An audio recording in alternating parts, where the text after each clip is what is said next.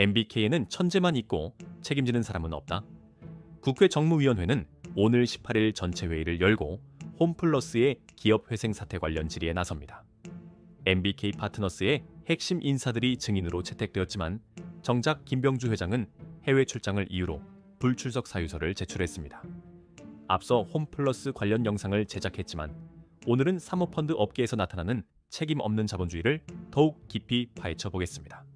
MBK 파트너스는 한국에서 가장 폐쇄적인 금융사 중 하나입니다. 김앤장보다 입사하기 어렵다고 할 정도로 엘리트 금융 및 법조 전문가들로만 구성된 곳이죠. 김병주 회장은 10대 때 홀로 미국으로 건너가 해버드 칼리지에서 영문학을 전공하고 하버드 대학교 경영대학원에서 MBA를 취득했습니다. 그는 박태준 전 포스코 회장의 딸 박경아 씨와 결혼했으며 골드만삭스 뉴욕 본사와 홍콩 지사에서 근무한 후 살로몬스 미스바니에서 아시아태평양 지역 최고 운영 책임자를 역임했습니다. 이후 칼라일 그룹에 입사하여 한미은행 인수를 주도하며 사모펀드 업계에서 주목받기 시작했고 2005년 MBK 파트너스를 설립하며 독립했습니다. 그는 한국의 외환위기 경험을 바탕으로 자전적 소설 오퍼링스를 출간했으며 모교 하버퍼드대에 350억 원을 기부하는 등 교육 및 예술 분야에 기여한 공로로 포브스 선정 아시아의 자선가로 이름을 올리기도 했습니다. MBK 파트너스의 주요 임원진으로는 윤종하 부회장, 부재은 부회장, 김광일 부회장, 박태현 파트너, 이진아 파트너 등 국내 최상위 인재들이 포진해 있습니다. MBK 파트너스는 약 40조 원의 운용자산을 보유하고 있으며 출범 이후 50가의 이상의 기업에 투자했습니다. 한국, 일본, 중국 등 동아시아 시장을 중심으로 투자하고 있으며 주요 투자 기업으로는 BHC, 딜라이브, 네파 메디트, 오스템 임플란트, 지오영, 커넥트웨이브, 동진섬유, 골프 존 카운티, 넥스플렉스, 롯데카드 등이 있습니다. 2022년에는 다이얼 캐피털의 지분 13%를 매각하며 약 1조 2천억 원의 현금을 확보했고 이 과정에서 MBK 파트너스는 기업 가치 10조 원 이상을 평가받았습니다.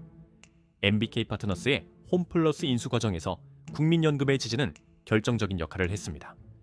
우선 협상자 선정 과정에서 국민연금은 MBK 컨소시엄에 홈플러스 인수자금 투자를 약속하는 투자 확약서를 발급한 것으로 알려졌습니다.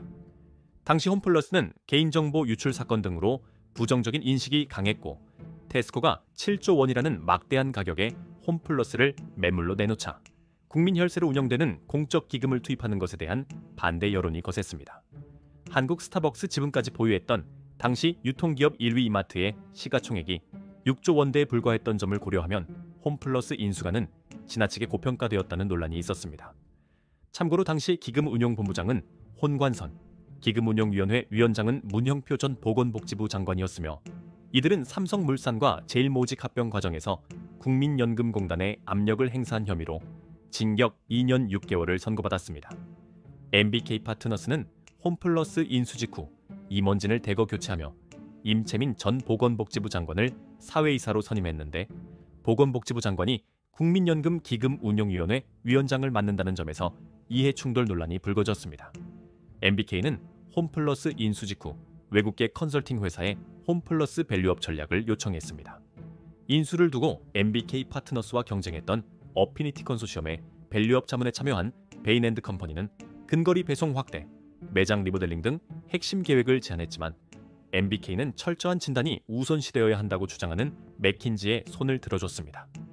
이후 홈플러스는 막대한 지출을 하며 수년간 진단에만 매달렸으며 결국 도출된 결론 역시 과거 베인 측이 제안한 계획과 크게 다르지 않았습니다. 그동안 쿠팡은 소프트뱅크의 지원에 힘입어 이커머스 시장을 장악했고 여기에 코로나까지 겹치자 홈플러스 매출은 빠르게 하락했습니다. 김광일 부회장은 서울대 강의에서 과거에는 금융이 보조자 역할을 했지만 어느 순간부터 금융이 가치를 창출하는 주체가 되었다고 말했습니다. 그러나 최근 MBK의 행보를 보면 과연 그들이 실질적으로 어떤 가치를 창출했는지 의문이 듭니다.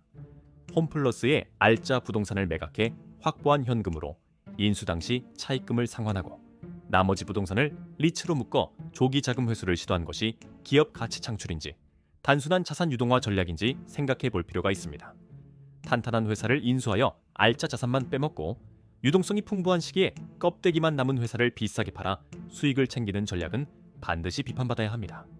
대기업처럼 위기에 빠진 계열사의 자금을 몰아주지는 못하지만 책임을 회피하기 위해 선제적 기업 회생을 하는 것은 동아시아 최고의 사모펀드가 보여서는 안 되는 모습이라고 생각합니다.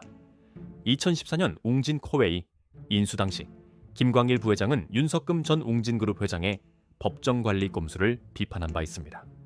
GS리테일, KTB사모펀드, MBK파트너스 등 웅진코웨이 인수 협상 기업을 수시로 바꿔가며 계약을 미루던 윤석금 회장이 돌연 웅진홀딩스 법정관리를 신청하며 웅진코웨이 매각을 미루자 김광일 부회장은 채권자 피해를 막아야 한다고 법원을 설득, 매각 계약의 효력을 되살려내 코웨이를 인수했습니다. 10여 년이 지난 현재 MBK의 꼼수로 인해 홈플러스 자산을 인수한 부동산 펀드는 홈플러스의 임대료 인하 요구를 거절하기 어려워졌고 모든 금융회사들이 외면할 때 홈플러스 리파이낸싱을 도와준 메리츠는 여론 때문에 담보자산을 처분하지 못하는 난감한 상황에 빠졌습니다. 어제 김병주 회장은 갑자기 사제 출연을 결정했습니다. 사모펀드는 기업을 구조조정하는 과정에서 배임 방지를 이유로 추가 자금 집행을 하지 않는 원칙을 강조하지만 대기업들이 위기에 빠진 계열사를 살리기 위해 자금을 투입하는 것과 대비되며 형평성 논란이 계속되고 있습니다. 이번 김병주 회장의 소상공인 거래처 지원 계획이 아직 구체적으로 정해지지 않았지만 앞으로도 사모펀드의 사제 출연을 비롯한 책임 있는 행동이 필요합니다. 공제회와 연기금으로부터 많게는 수천억 원의 자금을, 출자받는 사모펀드는 매년 약 1.5%의 관리 보수를 받습니다. 여기에 성과 보수로 일정 수익률 달성 시 초과 수익의 20%를 가져갑니다. 이만큼의 금전적 대가를 받는 사모펀드가 과연 책임 있는 행동을 하고 있는지 의문이 듭니다. 물론 사모펀드의 순기능 또한 존재합니다. 대표적으로 UCK 파트너스는 2014년 공차코리아를 인수한 후 체계적인 전략을 통해 공차를 글로벌 브랜드로 성장시켰습니다. 공차코리아의 창업자인 김여진 대표로부터 지분 65%를 약 340억 원에 인수하여 경영권을 확보하였고 대기업 출신 CEO를 연기입, 대만공차 본사 지분을 확보 후 적극적으로 해외 시장 진출, 공격적인 매장 확대를 통해 5년 만에 매장 수를 10배로 늘렸습니다. 이후 2019년 미국계 사모펀드 TAE 어소시에이츠의 공차 지분 70%를 2,800억 원에 매각하여 초기 투자금 대비 5배 이상의 수익을 실현했습니다.